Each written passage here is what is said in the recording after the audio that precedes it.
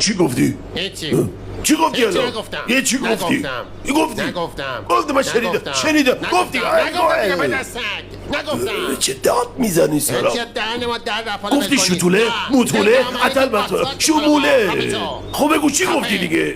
بهش آخ میگن آخ سرکوت باشه بگی، فهمیدی؟ چه وحشی میشی؟ چرا در نیام؟ ببخش باشه. یعنی دیگه رشد نمیکنی؟ فقط یکم. چقدر قد 5 میکشی؟ 5 چی؟ متر سگی آه؟ 5 متر سگی دیگه بله کنی. باشه دیگه چه باشه صفت که بهت میگن. خب خب زهر ما حالا برم بیرم.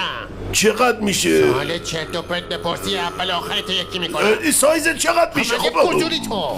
خب بگو من تکلیفمو بدونم دیگه یه بسته مکتول واسه ما باز میکنن 99%شو تو میخوری 1%شو من که نوش جونم. الان طول یه سگ کتوله چقدر میطوله که به من بطوله زیاد سردابر بگم اون 1% خودم میخورم. آخه جایی مو اصلا نمیگیره که معذرت خواهی کن ببینم.